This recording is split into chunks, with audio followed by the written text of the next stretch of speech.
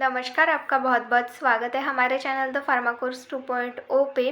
तो हम पढ़ रहे थे फार्माकोलॉजी का चैप्टर नंबर 10 जो कि है हार्मोन्स एंड हार्मोन्स एंटागोनिस्ट। इस चैप्टर का कुछ टॉपिक हमने लास्ट लेक्चर में कवर कर लिया है। अगर आपने वो लेक्चर नहीं देखा होगा तो आप हमारे चैनल पर जाकर देख सकते हैं।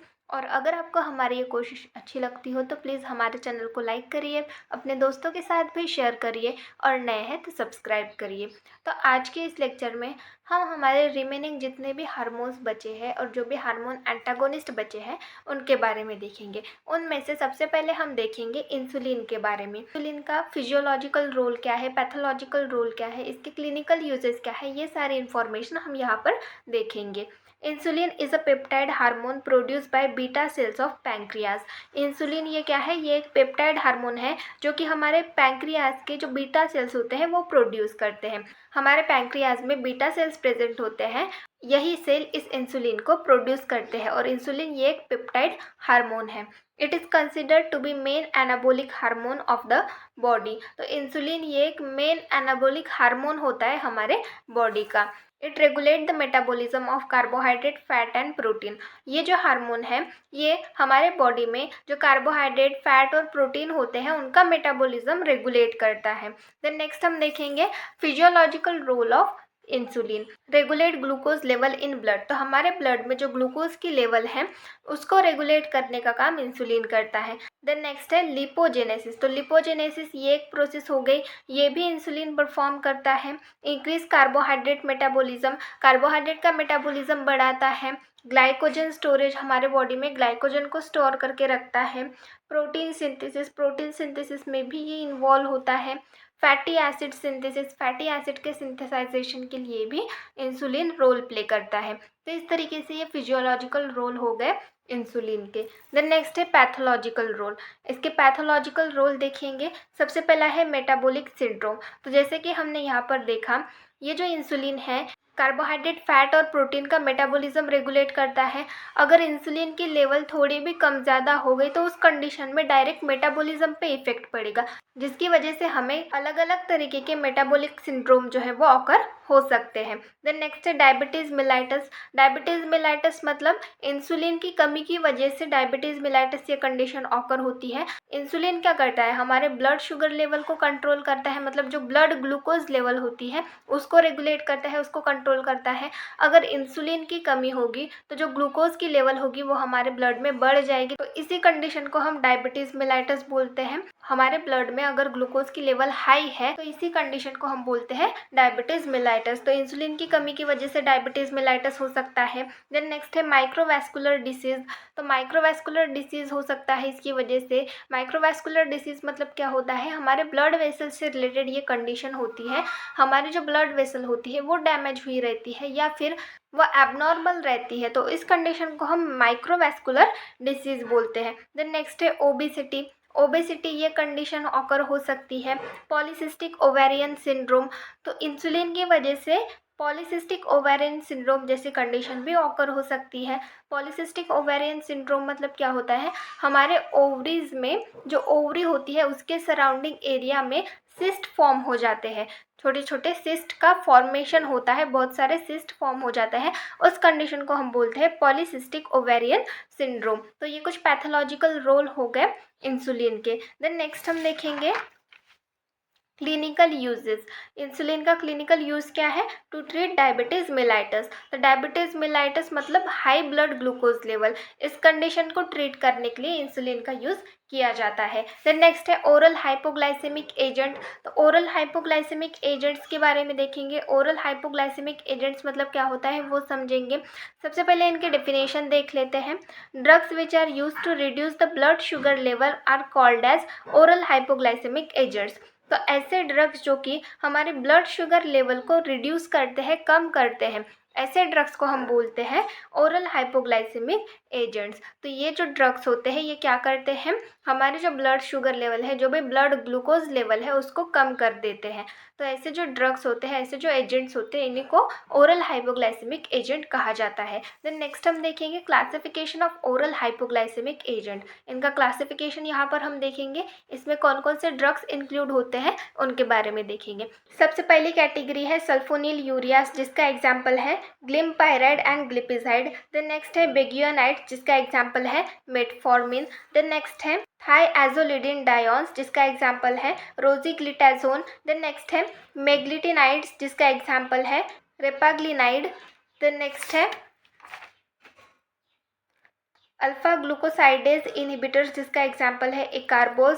देन 6 नंबर की कैटेगरी है डीपीपी जिसका फुल फॉर्म है डाइपेप्टिडिल पेप्टिडेज। तो डीपीपी4 इनहिबिटर्स इसका एग्जाम्पल है सीताग्लिप्टिन।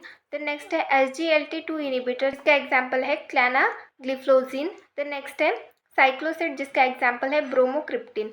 तो इस तरीके से ये ड्रग्स हो गए जो कि ब्लड शुगर लेवल को कम करते हैं, रिड्यूस करते हैं। देन नेक्स्ट हम देखेंगे ईस्ट्रोजन के बारे में।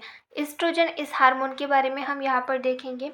Oestrogen is a hormone responsible for development and regulation of female reproductive system and secondary characters. तो ईस्ट्रोजन ये एक ऐसा हार्मोन होता है जो कि फीमेल रिप्रोडक्टिव सिस्टम और फीमेल के जो सेकेंडरी कैरेक्टर्स होते हैं उनके डेवलपमेंट के लिए और रेगुलेशन के लिए रिस्पॉन्सिबल होता है। इस तरीके से ये हार्मोन होता है जो कि फीमेल रिप्रोडक्टिव सिस्टम को डेवलप करता है और साथ में रेगुलेट भी करता है।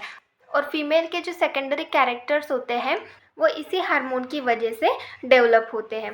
देन नेक्स्ट है there are 3 major endogenous oestrogen. तो एस्ट्रोजन के 3 फॉर्म्स होते हैं, उनके बारे में देखेंगे। सबसे पहला है एस्ट्रोन, एस्ट्राडायोल, एस्ट्रियोल। तो इस तरीके से ये 3 फॉर्म होते हैं एस्ट्रोजन के। देन नेक्स्ट हम देखेंगे strain is most potent among them.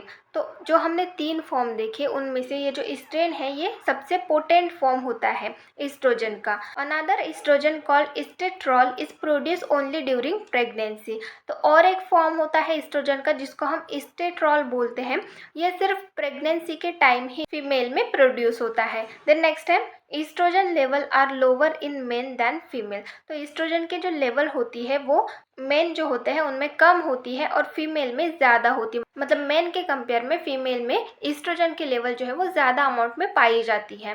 Then next हम देखेंगे फिजियोलॉजिकल फंक्शन और रोल। ईस्ट्रोजन के हम फिजियोलॉजिकल रोल देखेंगे। सबसे पहला है stimulate the growth of the egg follicle. तो जो एग फॉलिकल होता है उसकी ग्रोथ स्टिमुलेट करता है ईस्ट्रोजन। देन नेक्स्ट है enhance and maintain the mucus membrane that lines the uterus. तो यूट्रस में जो भी म्यूकस मेम्ब्रेन प्रेजेंट होती है उसको इन्हांस करना और मेंटेन करने का काम ईस्ट्रोजन करता है। Regulate the flow and thickness of uterine mucus secretion. Uterine का जो म्यूकस सेक्रेशन होता है उसका फ्लो और जो थिकनेस होती है यूट्राइन की उसको रेगुलेट करने का काम ईस्ट्रोजन करता है। तो इस तरीके से ये फंक्शंस होते हैं ईस्ट्रोजन के। देन नेक्स्ट हम देखेंगे इसका पैथोलॉजिकल रोल। पैथोलॉजिकल रोल देखेंगे अगर ईस्ट्रोजन की लेवल थोड़ी भी कम ज़्यादा हो रही है बॉडी में तो उस कंडीशन में कौन से कंडीशंस ऑकर हो सकते हैं। सबसे पहला है हेवी मेंस्ट्रुएशन। तो बहुत ज़्यादा हेवी मेंस्ट्रुएशन हो सकती है। हेडेक हो सकता है। ब्रेस्ट सिस्ट मतलब क्या होता है, जो ब्रेस्ट होती है उसमें जो सैक्स प्रेजेंट होते हैं वहाँ पर फ्लूइड फिल्ड हो जाता है पर वो कैंसरस नहीं होता, तो इस कंडीशन को ब्रेस्ट सिस्ट बोलते हैं। एंडोमेट्रियोसिस मतलब क्या होता है, जो यूट्रस की एंडोमेट्रियम लाइन होती है वो यूट्रस की जगह कहीं और पे मतलब यूट्रस से आउटसाइड ग्रो होने लगती है, तो इस कंडीशन को एंडोमेट्रियोसिस बोलते हैं। ये कंडीशन ऑकर हो सकती है। फाइब्रॉइड्स, तो फाइब्रॉइड्स मतलब क्या होता है, जो फाइब्रस टिश्यू होता है उसका फॉर्मेशन होता है बॉडी में, तो इस कंडीशन को फाइब्रॉइड्स बोलते हैं। गाल ब्लैडर डिसीज ऑकर हो सकते हैं। थायराइड डिसऑर्डर्स हो सकते हैं। तो इस तरीके से ये कुछ पैथोलॉजिकल रोल होते हैं एस्ट्रोजन के। देन नेक्स्ट है क्लिनिकल यूजेस। एस्ट्रोजन की क्लिनिकल यूजेस हम यहाँ पर देखेंगे।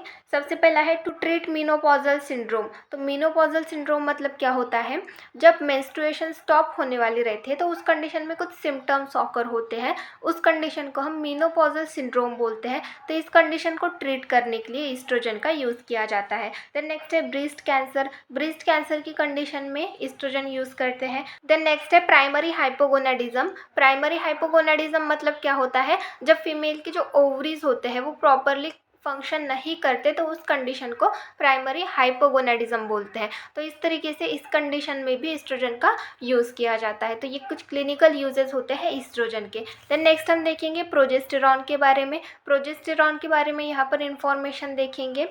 Progesterone is an endogenous steroid hormone involved in the menstrual cycle, pregnancy and embryogenesis।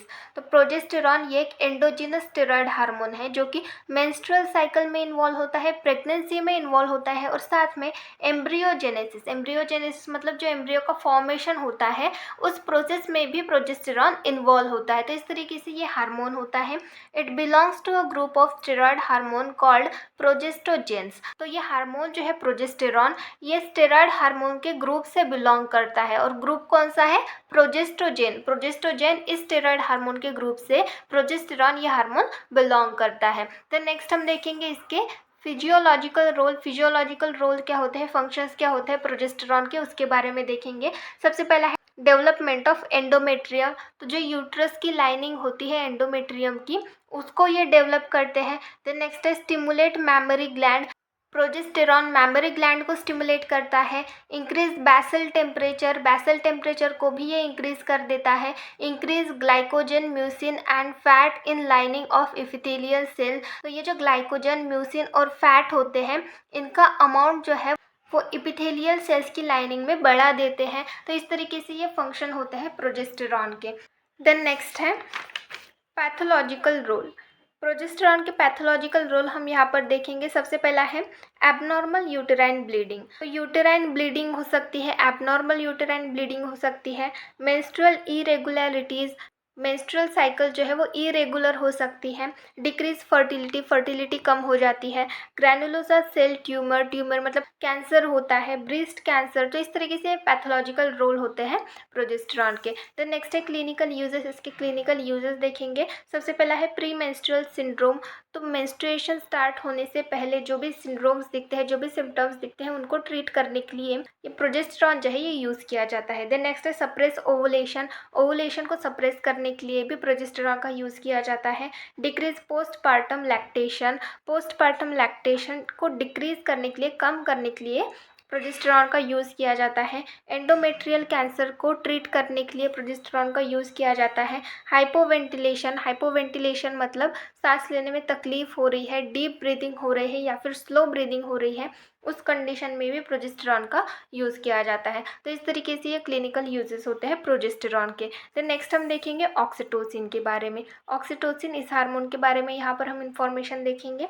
Oxytocin is a peptide hormone and neuropeptide normally produced in the hypothalamus and released by posterior pituitary। तो oxytocin ये एक peptide hormone है और neuropeptide hormone है जो कि normally hypothalamus produce करता है और जो पोस्टीरियर पिट्यूटरी है वो इस हार्मोन को रिलीज करती है। इसके फिजियोलॉजिकल रोल देखेंगे। सबसे पहला है it is a strong stimulant of uterine contraction. तो हमारे यूट्रस की कॉन्ट्रैक्शन कॉज करता है। ये जो ऑक्सीटोसिन है ये स्ट्रॉन्ग स्टिमुलेंट होता है यूटेराइन कॉन्ट्रैक्शन करने के लिए। देन नेक्स्ट है ट्रिगर्स मिल्क इजेक्शन। तो मिल्क इजेक्शन करता है। देन नेक्स्ट है इसके पैथोलॉजिकल रोल देखेंगे। इसके सबसे पहला है पैन हाइपोपिट्यूटरिज्म मतलब हमारे पिट्यूटरी ग्लैंड जो है वो हार्मोन्स प्रोड्यूस करना स्टॉप कर दे, तो उस कंडीशन को हम पैन हाइपोपिट्यूटरिज्म बोलते हैं। ऑटिज्म मतलब क्या होता है, जो भी पर्सन होता है उसकी जो बिहेव करने की एबिलिटी होती है वो लॉस कर देता है वो, तो इस कंडीशन को ऑटिज्म बोलते हैं। सीजोफ्रेनिया ये भी ब्रेन से रिलेटेड कंडीशन है। इसमें जो पर्सन है वो भी थिंकिंग की एबिलिटी, नॉर्मल फंक्शंस परफॉर्म करने की एबिलिटी जो है वो लॉस कर देता है, तो इस कंडीशन को सीजोफ्रेनिया बोलते हैं। तो ये इससे रिलेटेड है। देन नेक्स्ट है एंजाइटी डिसऑर्डर्स हो सकते हैं। तो इस तरीके से ये ऑक्सीटोसिन के पैथोलॉजिकल रोल होते हैं। फिर नेक्स्ट हम देखेंगे इसके क्लिनिकल यूजेस क्या होता है। सबसे पहला है यूज टू इंड्यूस लेबर को इंड्यूस करने के लिए ऑक्सीटोसिन का यूज़ किया जाता है। Used in postpartum uterine haemorrhage मतलब क्या होता है, डिलीवरी के बाद अगर बहुत ज़्यादा ब्लीडिंग हो रही है तो उस कंडीशन को पोस्टपार्टम यूटेराइन हीमोरेज बोलते हैं। तो इस कंडीशन में भी ऑक्सीटोसिन का यूज़ किया जाता है। Used in impaired milk ejection, अगर मिल्क इजेक्शन प्रॉपरली नहीं हो रहा है तो उस कंडीशन में भी ऑक्सीटोसिन का यूज़ किया जाता है। तो इस तरीके से ये कुछ क्लिनिकल यूजेस हो गए ऑक्सीटोसिन के। देन नेक्स्ट है कॉर्टिकोस्टेरॉइड्स। तो कॉर्टिकोस्टेरॉइड्स के बारे में यहाँ पर हम देखेंगे। Corticosteroids are the steroids and are anti inflammatory medicine. तो कॉर्टिकोस्टेरॉइड्स ये एक टाइप के स्टेरॉइड्स होते हैं और ये एंटी इन्फ्लामेटरी मेडिसिन भी होते हैं। As a anti inflammatory medicine करके यूज़ किए जाते हैं। Corticosteroids mainly use to reduce inflammation and suppress the immune system. ये जो कॉर्टिकोस्टेरॉइड्स होते हैं ये मेनली इन्फ्लामेशन को कम करने के लिए यूज़ किए जाते हैं और जो इम्यून सिस्टम है उसको सप्रेस करने के लिए, इम्यून सिस्टम की जो भी एक्टिविटी है उसको कम करने के लिए कॉर्टिकोस्टेरॉइड्स यूज़ किए जाते हैं। देन नेक्स्ट हम देखेंगे क्लासिफिकेशन ऑफ कॉर्टिकोस्टेरॉइड। कॉर्टिकोस्टेरॉइड का यहाँ पर हम क्लासिफिकेशन देखेंगे। इसके दो टाइप होते हैं। सबसे पहला है ग्लूकोकॉर्टिकोस्टेरॉइड। तो ग्लूकोकॉर्टिकोस्टेरॉइड के भी सब क्लासेस यहाँ पर हमें दिए गए हैं, उनके बारे में देखेंगे। सबसे पहला है शॉर्ट एक्टिंग, जिसके एग्जाम्पल है कॉर्टिसोन, हाइड्रोकॉर्टिसोन। देन नेक्स्ट है इंटरमीडिएट एक्टिंग, जिसके एग्जाम्पल है prednisone, prednisolone. And third one is the long acting, जिसका एग्जाम्पल है डेक्सामेथासम एंड बीटामेथासन। तो ये लॉन्ग एक्टिंग के एग्जाम्पल्स हो गए। द नेक्स्ट कैटेगरी है मिनरलोकॉर्टिकॉइड्स। तो मिनरलोकॉर्टिकॉइड्स में एग्जाम्पल्स आते हैं अल्डोस्टेरॉन, फ्लूइडोकॉर्टिसोन। ये मिनरलोकॉर्टिकॉइड्स के एग्जाम्पल्स हो गए। तो इस तरीके से दो कैटेगरीज होती हैं कॉर्टिकोस्टेरॉइड्स की। ये इसका क्लासिफिकेशन हो गया और यहाँ पर हमने इसके ड्रग्स भी देख लिए। देन नेक्स्ट हम देखेंगे इसके क्लिनिकल यूजेस, मतलब कौन सी कंडीशन में कॉर्टिकोस्टेरॉइड्स का यूज़ किया जाता है। सबसे पहला है अस्थमा। अस्थमा में क्या होता है, जो ब्रोंकाई होते हैं उनमें स्वेलिंग आ जाती है, इन्फ्लामेशन आ जाती है, तो उसको कम करने के लिए ये ड्रग यूज़ किया जाता है। अर्टिकारिया, अर्टिकारिया मतलब जो हाइव्स होते हैं, ये स्किन का डिसऑर्डर है। इस कंडीशन में भी कॉर्टिकोस्टेरॉइड्स का यूज़ किया जाता है। एटोपिक एक्जिमा, ये भी स्किन का डिसऑर्डर है। इस कंडीशन को ट्रीट करने के लिए भी कॉर्टिकोस्टेरॉइड्स का यूज़ किया जाता है। सीओपीडी मतलब क्रोनिक ऑब्स्ट्रक्टिव पल्मोनरी डिसीज, हमारे लंग्स से रिलेटेड डिसऑर्डर है ये, तो इसको ट्रीट करने के लिए भी कॉर्टिकोस्टेरॉइड्स का यूज़ किया जाता है। देन नेक्स्ट है ल्यूपस। ल्यूपस मतलब क्या होता है, जो हमारे इम्यून सिस्टम है वो हमारे बॉडी के नॉर्मल सेल्स पे ही अटैक करती है, तो उस कंडीशन में कॉर्टिकोस्टेरॉइड्स का यूज़ किया जाता है, क्योंकि ये इम्यून सिस्टम को सप्रेस करती है, इसकी एक्टिविटी को सप्रेस करती है। जब हमारे इम्यून सिस्टम हमारे नॉर्मल सेल्स पे ही अटैक करती है तो उस कंडीशन में हमारे बॉडी में इन्फ्लामेशन आ जाती है, तो इस कंडीशन को हम ल्यूपस बोलते हैं। तो ल्यूपस को ट्रीट करने के लिए कॉर्टिकोस्टेरॉइड का यूज़ किया जाता है। देन नेक्स्ट है मल्टीपल स्क्लेरोसिस। मल्टीपल स्क्लेरोसिस ये एक सेंट्रल नर्वस सिस्टम से रिलेटेड डिसऑर्डर है, तो इसको ट्रीट करने के लिए भी कॉर्टिकोस्टेरॉइड्स का यूज़ किया जाता है। तो इस तरीके से ये हार्मोन्स होते हैं और हार्मोन्स एंटागोनिस्ट होते हैं। यहाँ पर हमने सारे टॉपिक्स, जितने भी हार्मोन्स और हार्मोन्स एंटागोनिस्ट हमें यहाँ पर दिए गए थे इस चैप्टर में, वो सारे हमने यहाँ पर देख लिए हैं। उन सारे हार्मोन्स और हार्मोन एंटागोनिस्ट के रिलेटेड इन्फॉर्मेशन देख ली है, उनके फिजियोलॉजिकल रोल, पैथोलॉजिकल रोल और क्लिनिकल यूजेस क्या होते हैं, ये सारे इन्फॉर्मेशन देख ली है। देन नेक्स्ट लेक्चर में हम हमारा नेक्स्ट चैप्टर स्टार्ट करेंगे। Thank you.